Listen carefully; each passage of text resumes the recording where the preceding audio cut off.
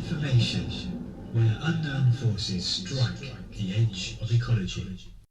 Well, listen, I don't know how much you guys know about the whole big picture of the kind of thing that we're going to talk about today, but I'm going to sort of treat it as if basically we need to put all the bricks together, because what I'm finding, and many people are finding at the moment, is that lots of people have got a little bit of the jigsaw of what's going on. But putting it together coherently to make it make any real sense is not so easy. So we're going to obviously talk about some things some of you will know about, but whether you will have seen it quite in this light is another matter. So we're here to talk about the truth agenda, and what does that mean other than really it's just a very straightforward way of looking at the world through slightly new eyes. Just taking things we've all taken for granted and asking some very basic questions about whether or not we're being told the truth about them. And very often, as you doubtless already know, we are not. And some of that, of course, goes for political type stuff. Some of it's going to go for slightly more outlandish areas. Now, for anybody that doesn't know, I mean, I have a background in exploring unexplained mysteries. That's how I got involved about 20 years ago. And of course people laugh at all that, and I don't care really, because that's again an area where the more you look into it, the more you realise there is something going on to be investigated. And over the years that's led me to get involved with other more political, if you want to use that word, stuff, and to my surprise I found it all joins up in the middle. It's one and the same thing, and anybody that says it isn't looking it squarely in the eye.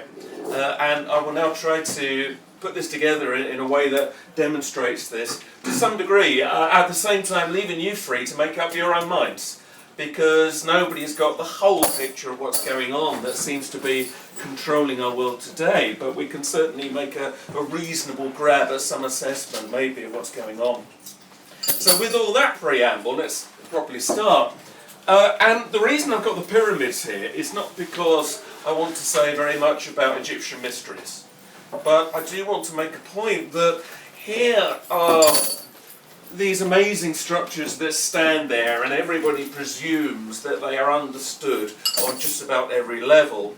Well, I say everybody, certainly the archaeological community believes it has understood them. And of course we're told they're tombs, and they were made in this dynasty or that dynasty, or take your pick. But of course, some of you will know there's actually huge arguments surrounding what the pyramids are all about. Now, I'm not about to tell you they were made by little green men or anything like that. Who the hell knows? But what we can say is this, is that the standard demonstration that we're always shown on the TV of how they made the pyramids usually involves gigantic ramps. Now, when you see these TV programs, you will see these ramps, and they're so big they reach almost up to the tops of the pyramids, and they're actually bigger than the pyramids themselves in terms of the surface area that they cover. And these would not have been like wooden scaffold. These would have been serious masonry structures. And we presume that's how they were made in modern archaeology, because that's how people today will try and make them. But the problem is that when people have gone down under the sands of Giza, for instance, to try to find evidence of what would have been substantial foundations at the least, there's nothing. There is absolutely nothing to indicate that any such ramp structures were ever placed there. Now, in more recent times, a French engineer devised the notion that maybe they used internal ramps. That's, a pretty modest thing to put forward. But even that suggestion was greeted with total horror in the Egyptological world. I mean, absolutely, how dare he? It's heresy. And that's crazy because, of course, lots of other people think levitation was involved and just about everything you can possibly imagine. And I'm not here to say what made the pyramids, I haven't a clue. But there clearly is a case that something else, other than what we are told, was at work in constructing them. So it's just a demonstration of something we've all kind of got used to, but really we don't understand them. So that's a symbol for much that goes on in our world today. Now, let's have a little puzzle here. How many people recognise what this is? 1, 2, okay, 3 or 4. Well, obviously, not being rude, but the kind of people we have here tonight are more likely to be aware of it. but I can pretty much guarantee when you ask that question to an audience that's, shall we say, just out there in the world of Rotary clubs or whatever, they haven't a clue what this is. And that's a bit odd, because this was headline news only just a year or so ago. This was in December 2009. And this appeared in the skies over Norway. And it is real, it's not a piece of Photoshop. We have images taken from many, many people in Norway because this was so huge and it was so visible, and there's another shot of it there. So this is real, it's not just something somebody's knocked up on the computer. And it is astonishing. Now this spiral lasted for about 12-15 minutes, and what was interesting was initially it was reported as a mystery. Then, the next day, the explanation is offered. And the explanation that we were told in the press was that this is a Russian missile going wrong. Now what we're told is that the missile launched and then suddenly went wrong, and it spiraled round and round and round and created this astonishing pattern. Now the piece of evidence proffered to prove that this is what was going on is the following video that you will now see. This is in fact an American missile going wrong, but presumably their missiles go wrong in the same way as Russian missiles. So we're told, here we are, this is the principle in action. Now maybe, just maybe it could explain that. But Not that? really. I don't think so. And here's the other interesting thing, of course. So initially some people said, well, it's extraterrestrial. Others pointed out that near to this is a station for what they call the HARP project. And I dare say many of you will have come across this. Cutting a long story short, this is basically an American project where they've been rocking the ionosphere and testing energy weaponry, military communications using new methods. And a lot of people think this is highly dubious. And indeed, to the point where even this week people are saying that's what caused the earthquake in Japan and all that. Well, who the hell knows? But there's clearly something slightly dodgy going on that's not being shared with us. And therefore it is interesting that this is near HARP station. Some people think this is some kind of energy weapon being tested, because if this was a Russian missile, number one, nobody's ever seen something like that as a result. Number two, this should have been a major international incident. For a missile to be that off course, it should have triggered World War III, So there's something not quite right there. And if it is a Russian missile, how come in last summer we had another spiral off the Gold Coast in Australia, and others are now being reported around the world. These are not the only two. So there's something going on which is creating huge spirals in our sky, and it may well be there's a number of possibilities, but the fact is, here again is something that was utterly dismissed by the media. Initially reported with some interest, then brushed aside. Absolute rubbish. Oh yes, Russian missiles. Well, that goes on all the time. With anything that's considered even slightly fringe, it is treated with ridicule in the media. And anybody that believes in anything like this is usually referred to as a conspiracy theorist, with all the kind of weight of ridicule that they normally put into the tone when they say that. And yet, as we're going to see as we go through, there is every right to theorise about conspiracies, given the amount of conspiracies that do actually go on, as you can prove. You've only got to look back through history. It's just the way of the world. But we'll come to that. So there's just an example of something that we, again, just dismiss. Here's something else. Now, some of you may know that long ago I began my, if you like, dubious career in looking at all this stuff by researching crop circles. Now, has anything ever been treated with such disdain as the crop circle phenomenon? And obviously we've been assured that the whole thing is nothing more than men with planks of wood and pieces of rope. That's it. That's apparently the whole answer to these. And clearly some are made that way, nobody doubts that. But when you actually look at the totality of the evidence, it's very hard to sustain the view that that explains all of them. Just to give you a few examples, I mean, number one, you have astonishing geometry, mathematics of an incredibly sophisticated kind. We've had biological anomalies occurring in many of the plants inside these things that you simply cannot replicate by manually crushing down the plants. We have eyewitnesses of people who watched them appearing within seconds in front of their eyes.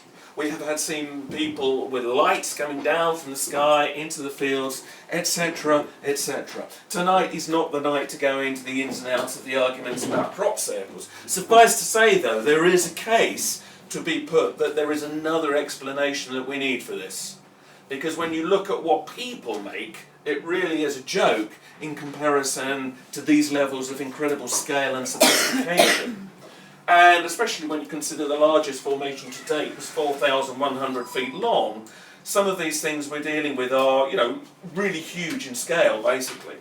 So, once again, here is something that when the public is faced with something that's a little bit challenging, the initial gut instinct is to completely deny and push it to the fringes so you don't have to deal with the questions. Because if you say that even just one of these is not man-made, you've then got to expand your consciousness to work out where it did come from.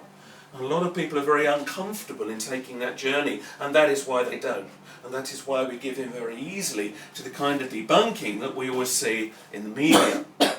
Now that's a fairly harmless mystery. I'm just going to rifle briefly here through some popular mysteries just to see the way they've been treated, because it's very interesting. Now that's fairly harmless, but what about other stuff that's going on? I mean, one of the more intriguing areas that's never had the research it deserves is ghosts. Now, this is a claimed photo of a girl in a burning building as appearing as a ghost. I don't know if it's real or not, but when you look at the statistics, it's quite astonishing. I think it's something like 1 in 8 people claim to have seen a ghost. Now, even if you say that the majority of those people are fantasists or whatever, that's a huge proportion of the human race that have had a ghost experience.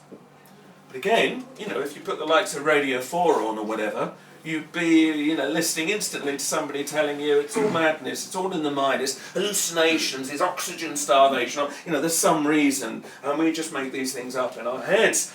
But that doesn't follow when you look at the evidence.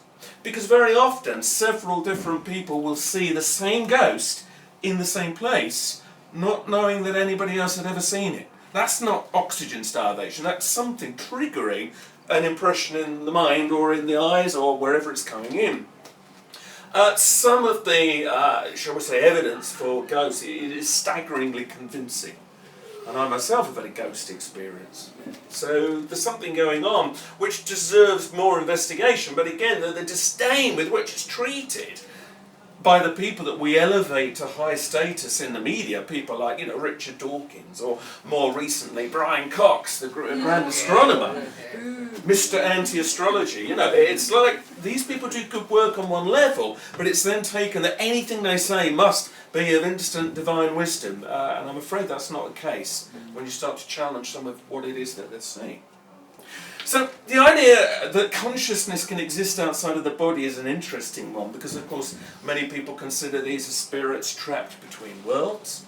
Others think it's some strange kind of crack in time that replays over and over and over again. Well, it may be a mixture of both of these, but there's clearly something going on we need to take more notice of. But the idea of consciousness expanding beyond the flesh doesn't just revolve around the idea of ghosts. Has anybody here ever had an out-of-body experience? Yes, 3 or 4. Well, again, join the club, because there's a huge amount of people who claim to have found themselves literally lifted out from their own bodies, and they find they can travel almost as a disembodied being. This happens a lot during operations. People are there on the slab and they're under a general anaesthetic, and suddenly they find themselves just looking down on themselves. Now, this has happened so many times that we've even now, well, there's been several experiments over the years, but Southampton, the big hospital in Southampton, has been running an experiment around this for the last few years, where they have left objects in high places or strange pictures on the tops of cupboards and that nobody can see from the ground, basically. And other hospitals that have tried this before, because we don't yet know what the Southampton results are, have come up trumps. And a large number of people, beyond chance, can tell you what was up there or what is in this locked room over there, even though they never went there. They were just lying down there, unconscious on the slab. There's something going on here that you have to take as it has some level of reality. To dismiss it, just to debunk it without looking at that evidence, I think is stupid.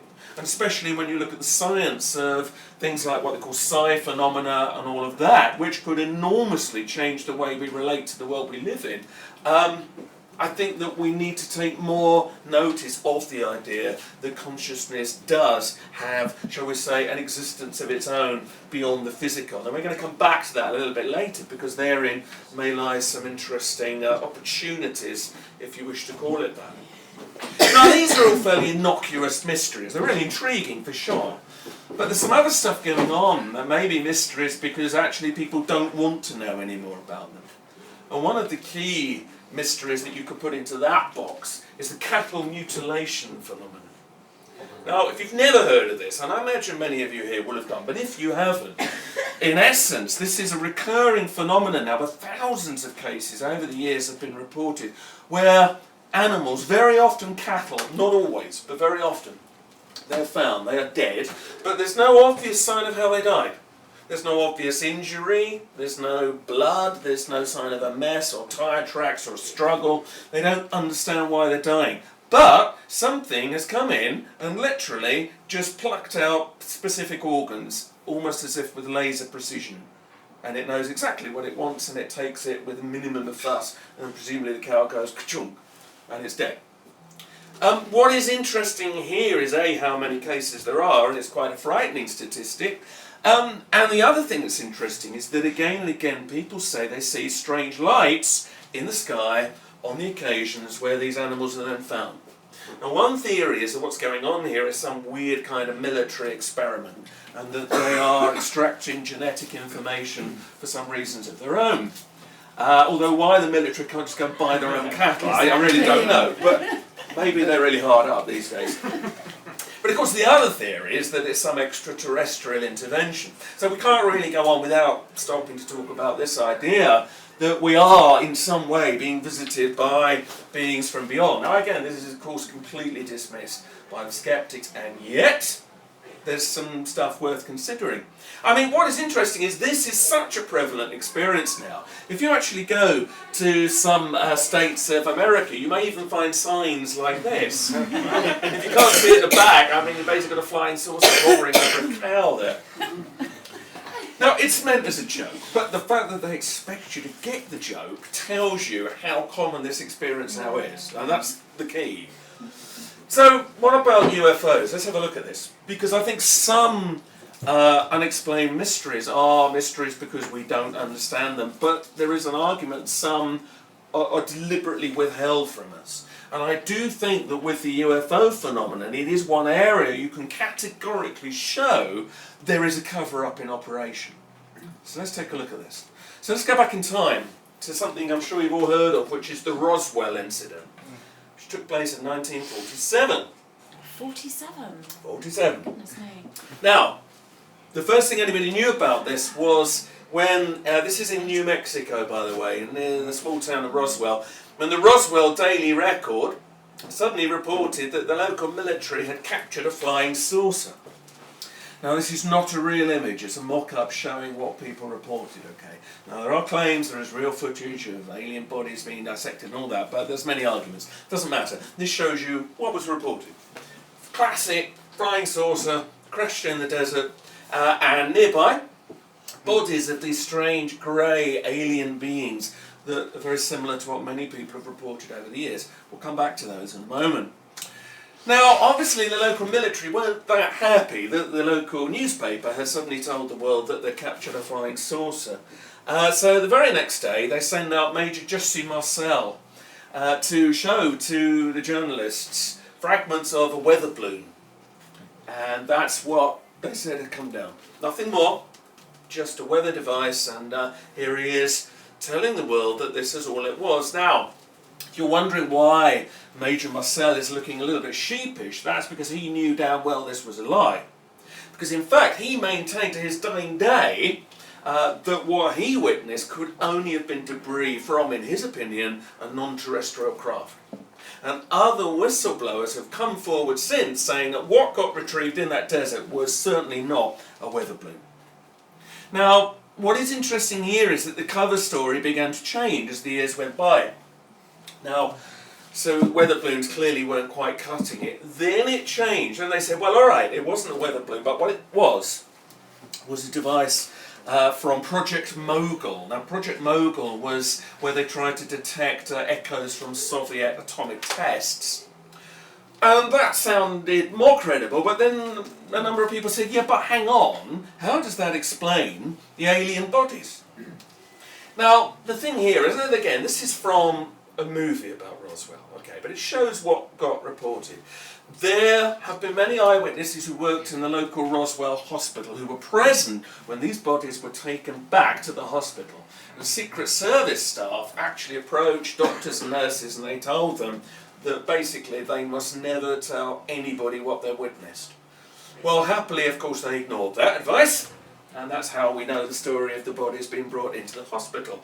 Now, realising that, you know, the whole weather balloon stroke Project Mogul explanation didn't explain these, only literally about 18 years ago, a new cover story came out.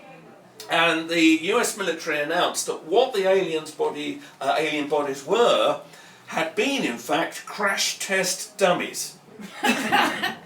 Now, I mean, you kind of have to hope, don't you? Doctors and nurses can tell the difference between a body and a crash test dummy. But, okay, they're alien, who knows? But, you know, there's something not right about the whole thing. Now, listen, we're never going to get to the bottom of what really happened at Roswell, because too many years have gone by. There's been too many claims and counterclaims and, you know. But something occurred. And it's something which they clearly don't want to say too much about, which is, of course, always interesting. But one thing most conspiracy theorists, in the proper sense of the word, do agree on, is that what was retrieved was taken here. Now, what you're seeing here is an aerial shot of runways at a place called Area 51. Now, Area 51's gone into the whole folklore of UFO researchers, this magical base where they test UFOs and any retrieved craft and stuff like this are taken here. And it's been the subject of many sci-fi films and all of that. But it is real. Area 51 is real, it's acknowledged. It's in the Nevada desert, there it is. It's a secret base in as much as they don't talk about what they do there. All that is known is they test secret technology. That's all that's known. But, of course, one idea is that they are retrieving crashed extraterrestrial devices and they're trying to examine that technology and reverse engineer it to create new military technology. Some say some of the results have already been filtered into our society. Well, what is interesting is years ago you could get closer to Area 51 than you now can. And back when people used to train telescopes on it, people watched and filmed flying devices performing extraordinary manoeuvres over these runways, things far beyond the capabilities of standard conventional craft. Now, over the years, realising people were seeing too much, the authorities have pushed back the boundaries. That's now as much as you will ever see, just a dusty road going into the desert. You won't get near, because if you do, you'll be arrested.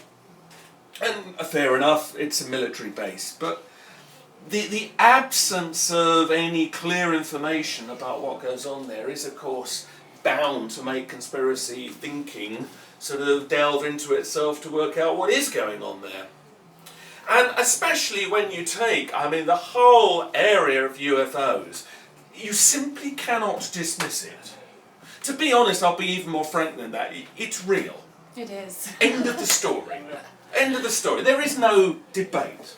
And the reason there's no debate is because too many people of a very high calibre report them. We're talking military personnel, ex-military personnel, retired colonels. We're talking even astronauts. We're going to talk about the astronauts later on, but Edgar Mitchell of Apollo 14 has gone on the record of saying that NASA long knew of an extraterrestrial presence and that they have basically covered up knowledge of what they themselves saw on the NASA missions. You also have commercial airline pilots, I've spoken to many of them over the years, who say, listen, yeah, we all see this stuff, but you don't talk about it if you want to keep your job. It's not worth the rigmarole they have to go through to report it, and obviously you can imagine why. But there's something going on. Now the big question is what is flying around in our airspace that's unknown? Is it extraterrestrial or is it some secret military craft? Is it Two, both, Yeah, quite possibly. both. But you would imagine that you could use the Freedom of Information Act to help us here. Now, the good news is, if you apply the Freedom of Information Act either here or in the United States, they will be compelled to release the relevant documents. Bad news is that when they do release them, that's what you get. No way. Because in the interests of national security, they are allowed to black out anything they don't want you to know. No way. Thus rendering the whole thing, of course, completely useless. Now, the other thing you could say, however, that is sort of useful here is that that is, in the most literal sense of the word, a cover-up. Yeah. Right? It literally is covering up evidence they do not want you to know. So don't ever say there's no cover-up about UFOs. There is. Categorically. So, we're not going to get that far at the moment anyway with the authorities, so that's why people of course turn to civilian testimony to see if they can work out what's going on. So over the years, of course, there's been lots of people who've claimed they've been abducted by aliens and all of this. Now these people we see here, this is Betty and Barney Hill. It was one of the first of the very publicised so-called alien abduction cases, and they claim that in 1961 they were driving across New York State and they were suddenly taken up on board a craft where they met beings rather like this. Here's Betty years later with a model she made showing what they met, which is not very dissimilar to the kind of grey beings that many people have reported. What is interesting here is now, you know, this is subject to much ridicule again, the alien abduction theory, but there are so many thousands of people who believe it's happened to them. To the point where it gets to the point where actually you can't just keep dismissing it, because either way, whether you think it's really happening or it's happening on some realm of mind, there's a phenomenon. Now the Harvard psychiatry professor John E. Mack decided that he was going to investigate this from a skeptic point of view. He was a skeptic. So he decided that he would run a study on several hundred people who claimed to have been abducted. And he brought them in and he interviewed them, he regressed them, he used hypnosis on them. And to his surprise, what he realised was they believed it. He realised that they weren't just making it up. In their minds it was a real experience. Now what he concluded from that was, okay, we can't say 100% what's going on, but therefore you need to listen to what comes through again and again and again, and there are repeating patterns from these tales of alien encounters. Because he said there's something welling up in the collective that is important to recognise. And here's the interesting thing. Now on one level you've got tales of people having weird operations, and it's all very psychosexual and all of this. On the other level, one of the recurring things that comes out of alien abduction stories is that these beings are very fond of telling people what's going to happen in mankind's near future. And either they convey it using psychic impressions, or they tell them, or they show them on a screen. Many people like Billy Meyer, Whitney Strieber, John King have come back from these experiences and written down what they were told, only to watch them come true. Big things like 9/11 is one. The things that shake the world. And what is really interesting is that the overwhelming theme that wells up from this is they keep saying again and again, your world is about to change in a way bigger than you can possibly imagine, and it's going to be in your lifetimes. This happens over and over. Now, even if you say, well, yeah, but this is just happening in their mind, this is something that's welling up that we need to look at. And of course that idea that we're about to undergo a huge shift is particularly bubbling up now. But it's not new. And if you go back to the early 20th century, I mean you can go back to Nostradamus if you want, but you can interpret that any way you want really, it's all very vague. But if you come a little bit to the 20th century, I mean people like Edgar Cayce. Now he was a very well-known clairvoyant and medium. He very accurately predicted a number of events that would take place. For instance, the Second World War, the Cold War, the rise of communism. And again, he said that at the end of the 20th or beginning of the 21st century, there was going to be a huge shift in consciousness, huge events, earth changes, an increase in earthquakes and all of this. Cayce said it. Now, he's not alone, of course. Many mediums and channelers, whatever you think of what they do, have come through with this recurring pattern of information. There's a huge change on the way. And doubtless you will know this better today through the whole area of 2012 prophecy. Now, I won't immediately assume, because I'm still surprised to find not everybody knows, that everybody knows the ins and outs of what 2012 prophecy actually means. So let's go back to the basics here. If you keep hearing about the Mayan calendar ending in 2012, there's a reason for that. That's because the Mayan calendar ends in 2012.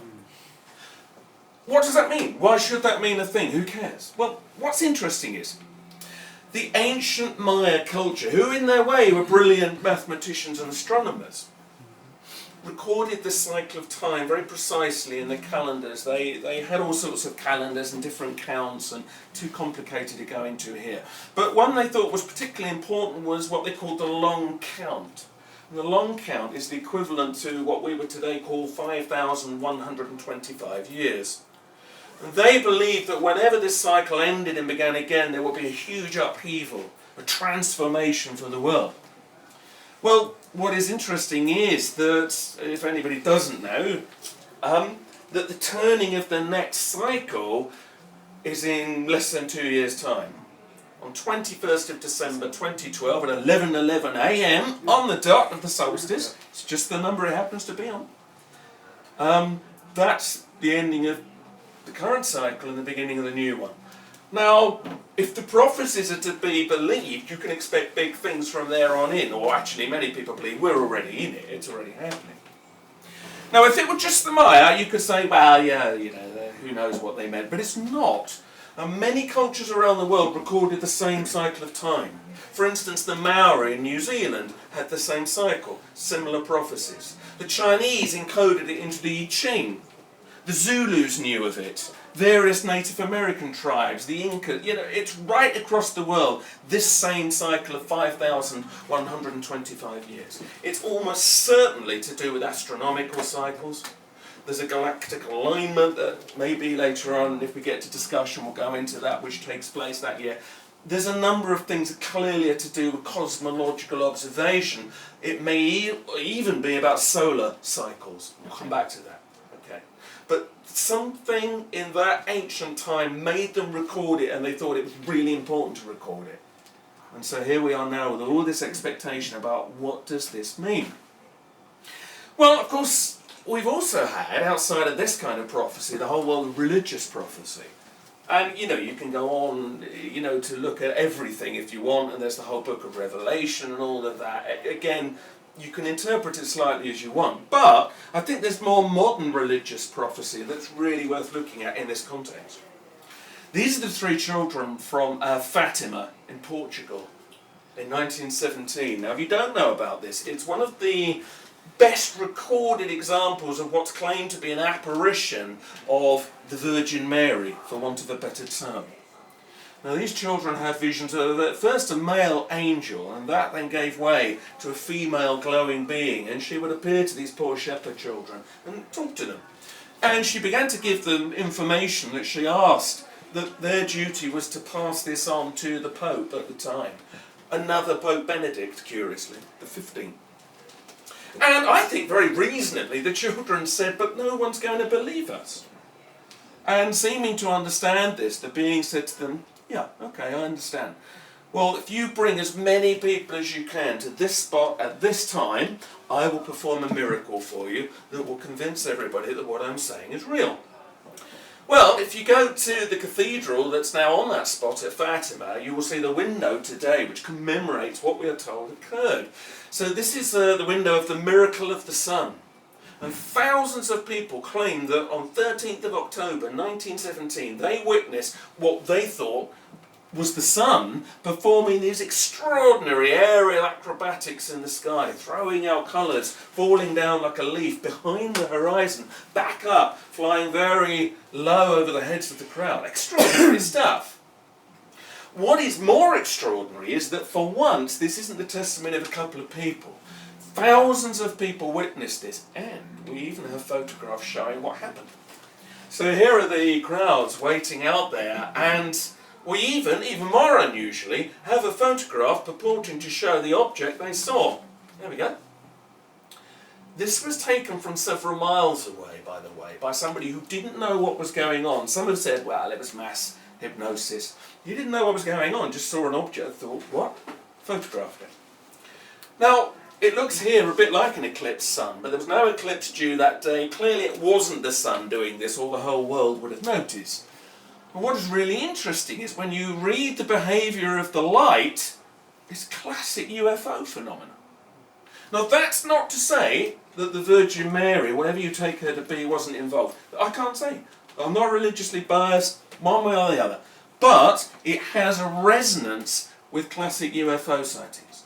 Now here's one more interesting thing. You're going to see, if you look there, they've all got their brollies up. Yeah. And the reason is, obviously, it was raining hard. And it had been raining all day. It was really wet. There were puddles they were sodden through. As soon as this object did its final pass over their heads, and by the way, they thought this was the end of the world. They thought, that's it, this is the day of judgment. As soon as it had gone back up into the sky, instantly the clothes were dry, the rain stopped, the puddles gone, evaporated. No. What's interesting there is many people who claim to have been in close proximity to UFOs have reported the same quality of water suddenly vanishing. This is an old repeating thing.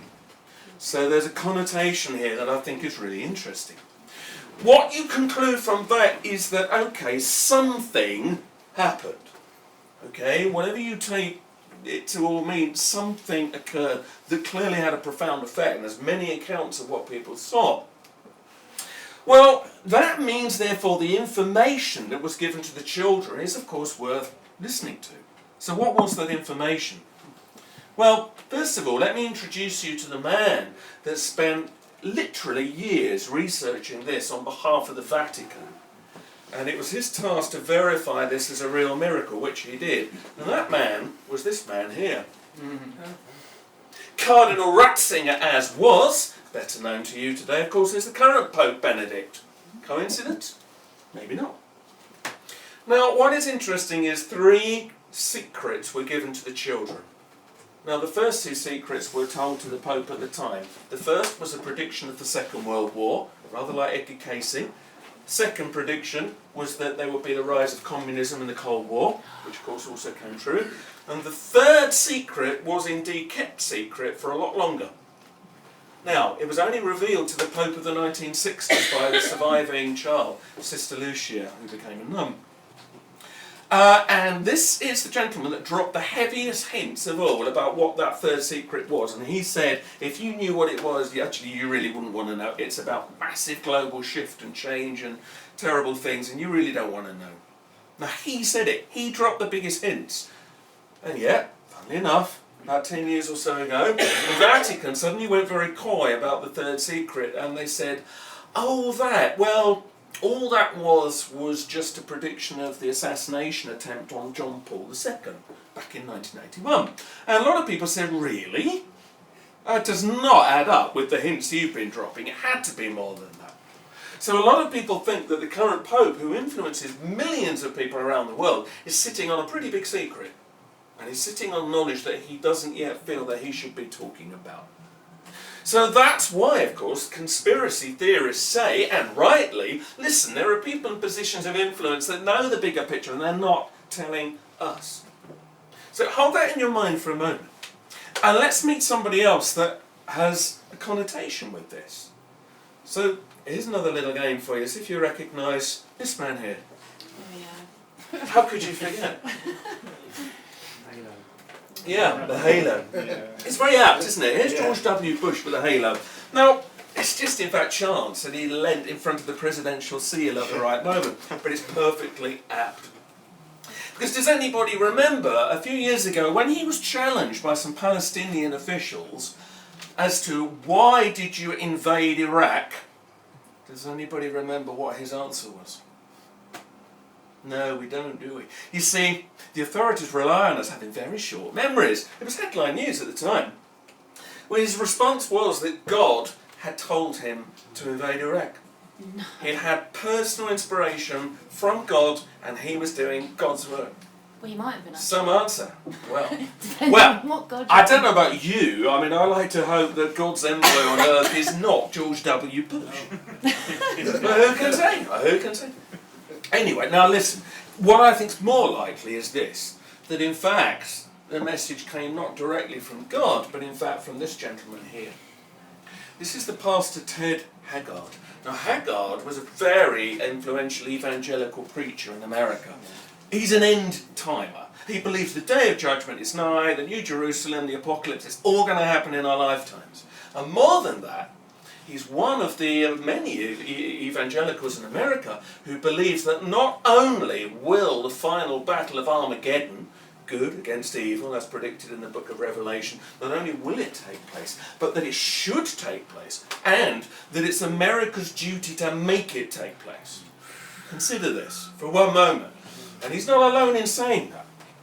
Now, what is kind of worrying here is that it is a matter of fact and not conspiracy theory. It's on the record that every Monday morning, where available, Haggard would have a conference telephone call with George Bush and his cabinet and would advise Mr. Bush on world policy. Now, it's worrisome. Here's a man who wants the end of the world telling a man with the means to bring it about what to do. Now, some consider that maybe that's why peace never actually comes to the world, because that's not even what they're really looking for. Okay? And this is a problem. And by the way, don't think that's gone away. Because Barack Obama has strong evangelical Christian leanings in his background. And Hillary Clinton, bear in mind, arguably the most powerful woman in the world at the moment, is a member of the family. Now, the family is one of the key end-time movements in America. These people are seriously devout. And that makes you realise that clearly global politics are being underpinned by very heartfelt religious beliefs, which is not a problem in itself. People must be free to believe what they will. But when it then influences everybody's lives and we're not told about it, that's when it's a problem. And that's why many people think that actually the policies these people bring into being are not there to bring about global peace. Because if you want the rapture, which is a very evangelical belief that the devout will be bodily lifted up into heaven just before the events of the final apocalypse get going. If you want that, you can't have that until you've had the final battle of Armageddon.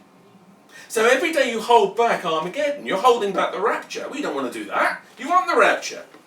And your self-belief, doubtless, will be such that you are convinced you're going to be going up there with the best of them. This is the problem a lot of people have got themselves into a fix with now. The rapture is a relatively modern belief. It grew up in the 1800s in America. It's based on a lot of very disconnected phrases in the Bible. It's certainly not a key Christian belief, but it's quite a modern belief. And here's the thing that you might like to consider here. Now, this might make you feel better. Number one, none of this means that it's true. Right?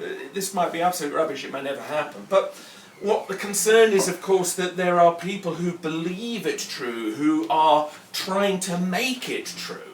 This is what the concern is. It's number one.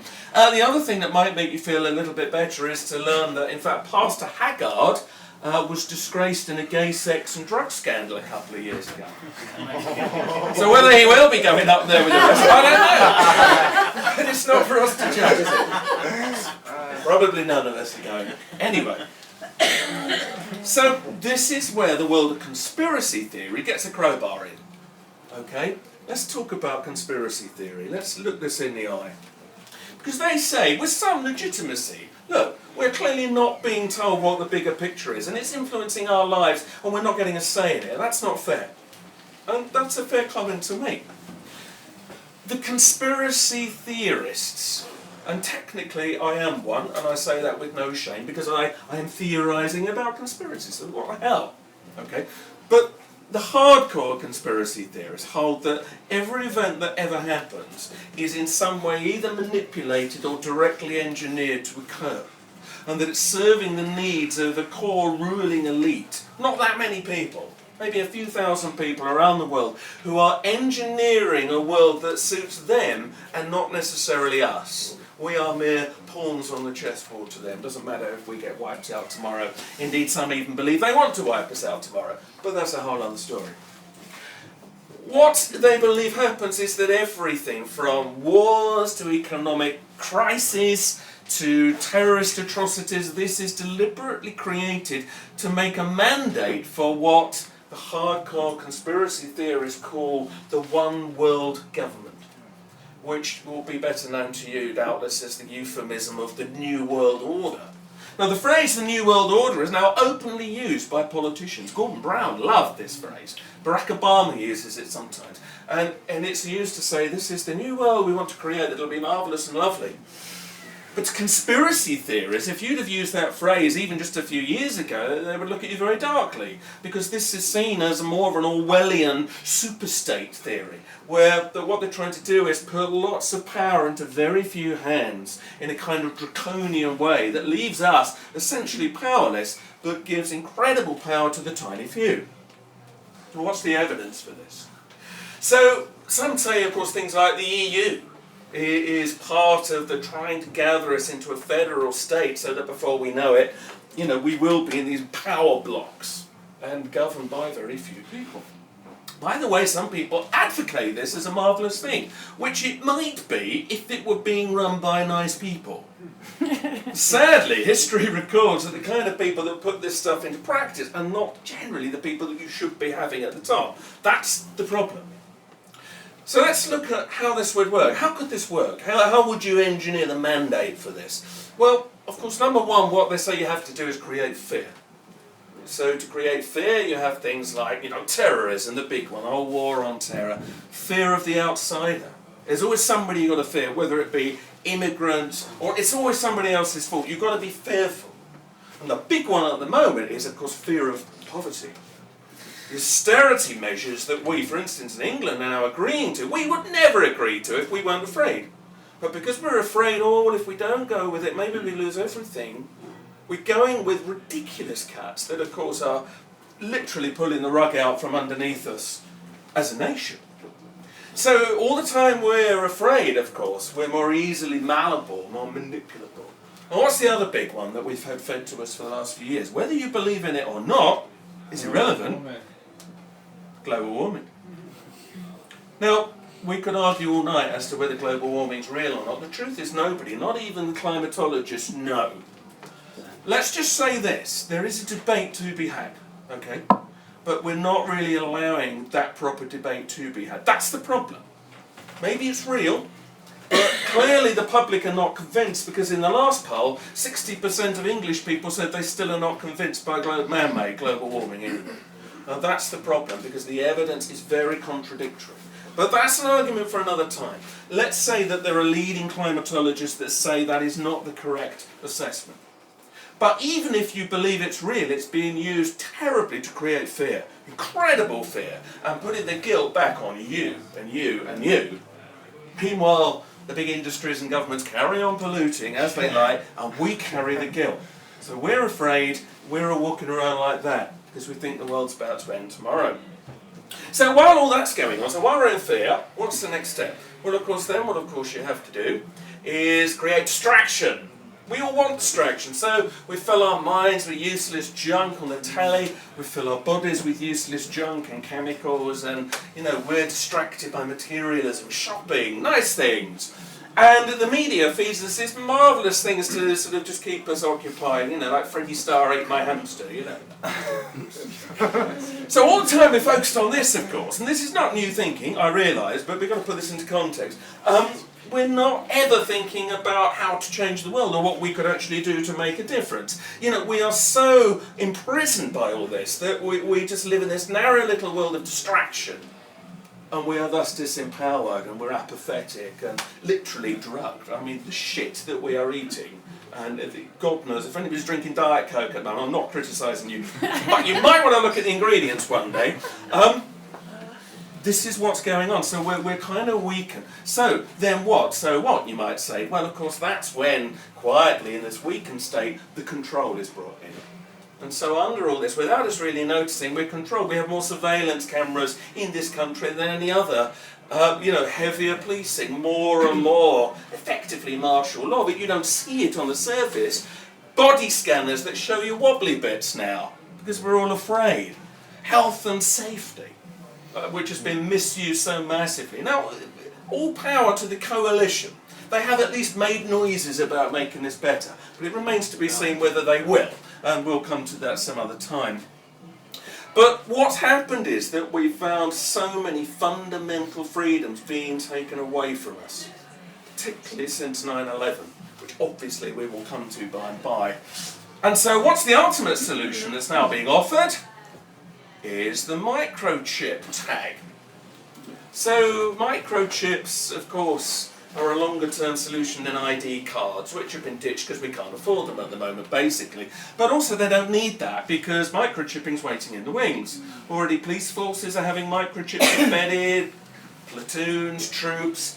This is the way things are going to go. And of course, the idea is if you have a little ID tag, everyone will know who everybody is and we'll all be safer and there'll be no crime and no terrorism. Apart from the fact that all the studies that have gone into it say that won't be the case at all. And it will still be open to fraud. But what it will do is, of course, enable any power that is to basically know everything you do and where you go, and it will govern what you do and where you go. Because in time, maybe 20, 30 years, when everybody's got one of these, it will be sold as a plus, of course. It's a marvellous thing for convenience. You won't be able to get on public transport or go into a shop or anywhere without one. And if you don't have one, you will be a social leper. So, of course, if a government comes in that doesn't like what your political views are, it would be very easy to switch it off and, oh, suddenly you can't go anywhere. You can't buy anything. You're suddenly on the fringes of society. So it's a marvellous way of controlling us. And, of course, others say it's a mind control device and, who knows what that chip's doing, which it might be. So, again, now some say, yeah, but no, this is a good idea. And it might be a good idea, again, if we lived in a society of angels. But we're not, and they are not running the show. That's the problem. So, this is the basics of conspiracy theory. Okay. Now, some at this point would say, yeah, but it's obviously not true.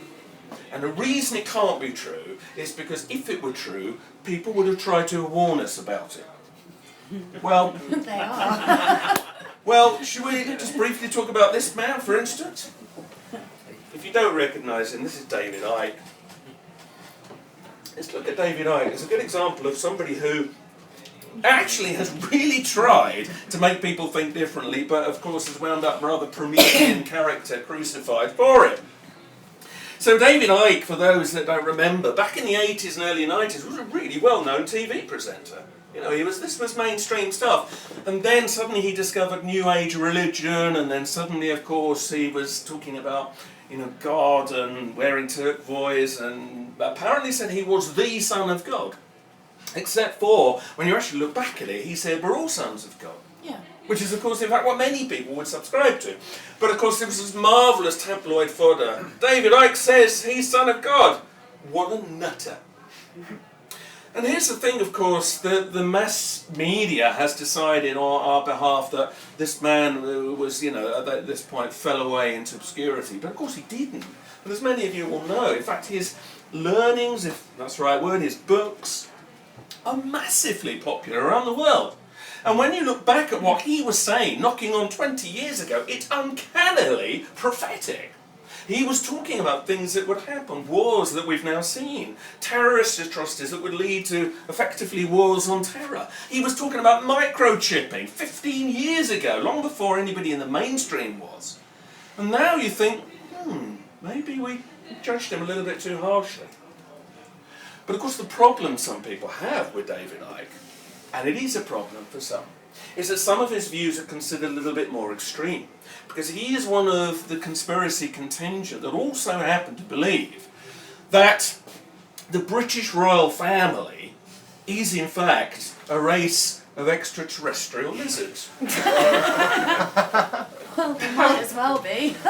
Well, and that the presidents of the United States all carry an extraterrestrial gene. But this is not as far-fetched as it may appear to be.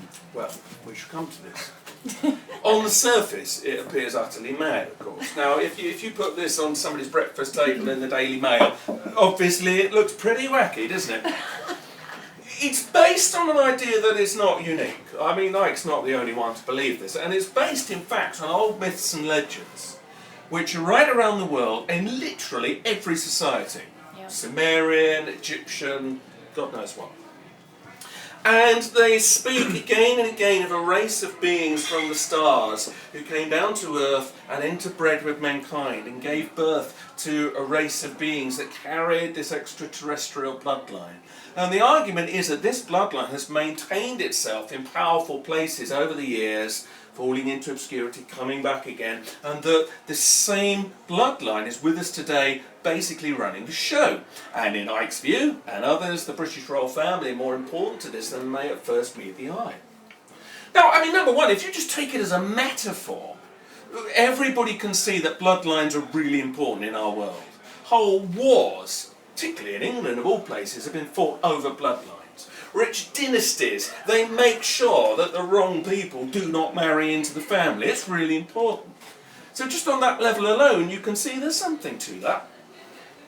There's also some interesting observations that it is a fact that many of the presidents of the United States have been direct blood relatives to the British royal family. It is also the case that they're often related in strange ways to each other. Did you know, for instance, that Barack Obama is claimed to be Dick Cheney's eighth cousin? Dick Cheney, of course, ran the show in the George W. Bush years. Many people are very unhappy with the whole of Cheney's motivation. So it's all in the family, there's no doubt about that. But if it is an extraterrestrial gene, it's not an idea plucked out of nowhere. It is based in myths and legends, and it's even in the Bible. Even the book of Genesis basically tells the same story. And if you go to chapter 6, you learn about the sons of God. Now, in biblical tradition, the sons of God were a race of giants. That again, they came down from the sky, interbred with mankind, and it describes clearly here how they rather liked the look of human women, so they interbred with them. And they gave birth to a hybrid race known as the Nephilim. And it goes on to say how the Nephilim carried on being very influential in our society. So this is essentially the same story as the Anunnaki in the Sumerian text, all of this. It's the same story again and again and again. So what we can say is, okay, now that doesn't prove there is an extraterrestrial bloodline, but there's certainly a seed of the idea, which is in our history. And what is clear is that ancient knowledge and mystic wisdom and occult stuff certainly has come down through the ages. There's no doubt about that. If you go just a paragraph or so away from that story, you come to the story of the Tower of Babel. Now, the story of that is that basically mankind was becoming very advanced. And they were getting a bit above themselves, and the Old Testament God didn't like this very much. So he came down and he decided to strike them down with the inability to communicate with each other. So they all started babbling in tongues and could no longer work coherently together. It's a classic divide and rule policy. So it describes how what these people then had to do is go off around the world and then create their own civilizations, which is what they did. Now some see that as a metaphor for the story of Atlantis, or Lemuria, or Mu. Call it what you will, the idea that there was once an ancient civilization, very enlightened, that came before all others, and that somewhere down the line seeded the civilizations we've known since. Some, for instance, believe the Egyptian high culture was a direct remnant from Atlantean knowledge. Yeah, they probably didn't call themselves Atlantean, but what we would today call Atlantean. And I mean, if you take the symbols and the occult knowledge, if you just take one symbol, the pyramid, you can clearly see how that is still used as a symbol of power today after all these years. So, I mean, you had the pyramids obviously in Egypt. Many centuries later, you have them in South America. We've got them in China, there's claims of ones in Bosnia. You know, the pyramid is a form that comes back again and again. And how can you talk about conspiracy theory and not show this? Which is, of course, the classic conspiracy thing of the all-seeing eye on the pyramid on the dollar bill. So if you're in America, you've got a pyramid in your pocket. It's a very Masonic symbol. the illumined ones, the all-seeing eye over the pyramid. Now, obviously there's a number of very mystical connotations, but it is also a statement of power, a very simple statement that says, we're at the top, you're down there somewhere, know your place, and all will be well. But look how many of them there If are. we start explaining the symbolism of this, we'll be here all day, right? Yeah, there is you can analyse a dollar bill, right, for the whole night, and it's true. There's a lot of interesting stuff, but what's perhaps more important here is that obviously this is a secret society code. Now, some people say Freemasons, really they're pretty harmless, and most of them probably are, but what about the higher echelons of secret societies? They clearly have influence in our world. And, I mean, if you take the fact that Masons use the pyramid again and again, I mean, you've only got to look around you today to see that they're still making the statement. The Louvre in Paris, glass pyramids, on top of Canary Wharf, in the middle of Greenwich, you've got a glass pyramid, and the interesting thing is if you follow the lines down to the ground and imagine it as a full pyramid, it gives you the exact dimensions of the Great Pyramid of Giza. Really? That's not an accident! Wow. It's a statement. Wow. Now, you could say it's just an in-joke, or you could say there's something more, that it is a mystical significance. By the way, Canary Wharf also has a number of interesting alignments with the Giza monuments, but that's for another time.